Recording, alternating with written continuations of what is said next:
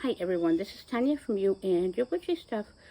Welcome to my witchy space. If you're new here, welcome. And if you have watched any of my previous videos or you're a returning subscriber, also welcome. And thanks for tuning in. So I'm joining you from my lovely patio and backyard today. What a blessing. After that horrible rain, hurricanes, and weathers, that Mother Nature's been very unpredictable and has been. And I'm sure will continue to go forth with that too. So this week is this is the weekly reading. Of course, if you watch any of my previous videos, I'm a rambler. Yeah, what you see is what you get. So this is going to be the weekly collective reading. Take what resonates for you, or what may or may not resonate with you, your life, your situation, your circumstances, or your path.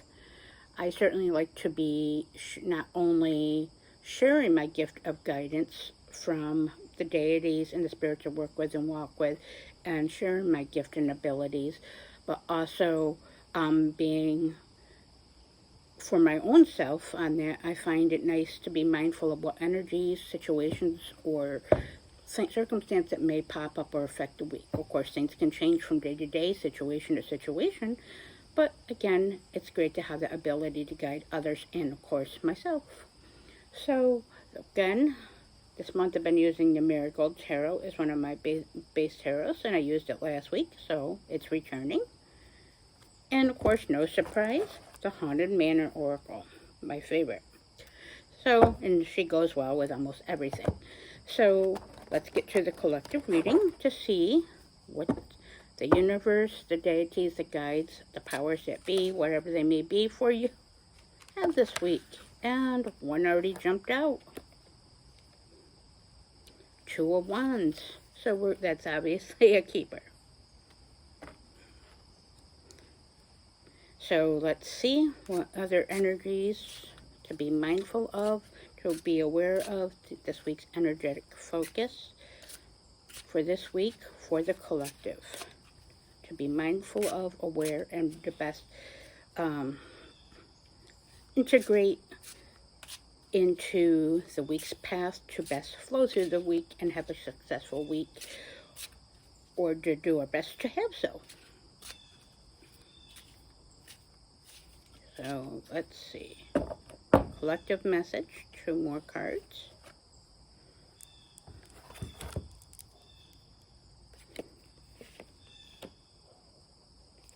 Seven of Rings, which is the rings are the pentacles or discs in this deck. And the third tarot card is going to be Page of Swords.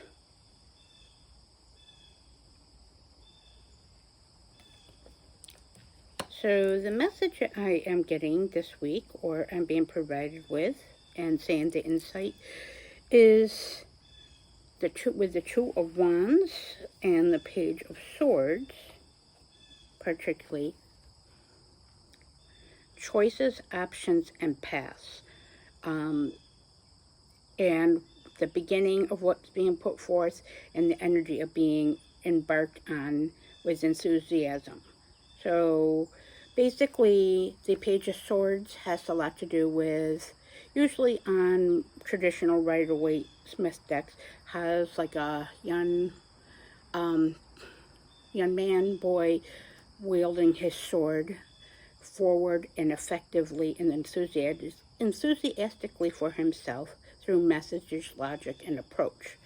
So I do also feel that from here, that because this week we have had recently, I've mentioned in my last several readings, there is been constant needs for decisions, options, change, and reflection. So the wands have to do with fire or will or action that we put forth. So it's going to be about the decisions of things that we have to actually choose between on a path to continue to go forth with what we want to create. Like last week, there's a lot about creation. This is more about another step in that creation, about the choices and options that we have, and to be mindful of. But also, one may be better than the other, one may not. But no matter what option you choose, is a choice and a creative choice for your will. Or whether you don't choose, well, that's also a choice and a step forward. So I do see it's going to take a lot of creativity, but you're going to have choices or options and potentially may already be at a fork in the road from what you've been creating. Not necessarily bad, just going to take a little bit more of reframing and maybe redirection of your options. So I'm seeing with this Page of Swords that it's actually going to be with taking a logical step, but with enthusiasm and the willingness to learn and the perspective, but to face those challenges with your sword, your knowledge, your will, your strength, and your resources. And all of us as a collective, as life is constantly changing, constantly difficult, getting harder in many ways, improving in many ways. But again, we're all still standing, if you're watching this, of course, and doing the best we can day to day with circumstance to circumstance. So what factors in, I do see with the Seven of Rings here, that ties in perfectly with this. As with the Seven of Rings, it is, or the Seven of Pentacles, which is an earthly, tangible, materialistic thing that you can see out of effort or truth, is a lot of last week was about creativity and things coming to fruition. This week's going to be a lot about reanalyzing what you already have, what you do have, what you have worked for, and those efforts have already come to fruition. A lot of that stuff's going to be showing with our hard work and efforts to actually reevaluate, like that Two of Wands, to reevaluate what we have been dealt with, or what we are being dealt with energetically, material, financially in our lives. But that which is tangible that we can see and that we cannot see. So it's about perspective in a way, because we're analyzing what we physically have, our home, our jobs, our finances, our learning, on that, and what we have already created and what we have. There is a sense of discontentment because a lot of stuff has not been what we thought it would be, or what we have actually done our best to create.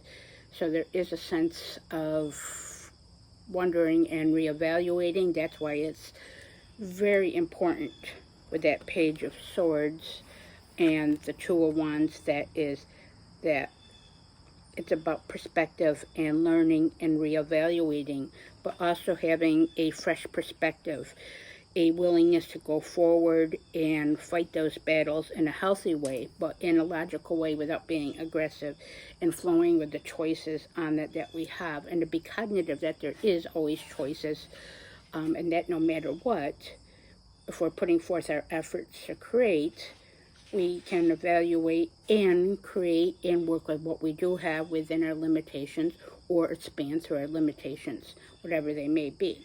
So I'm seeing it's going to be a good week, just a lot of evaluation, a lot of thinking and reframing from already what has been already coming into the picture, or shown up already in the past few weeks and past few months with what we've been working on as individuals and ourselves, but also what is in our environment and in our life, and how we want to go forward, what is presented.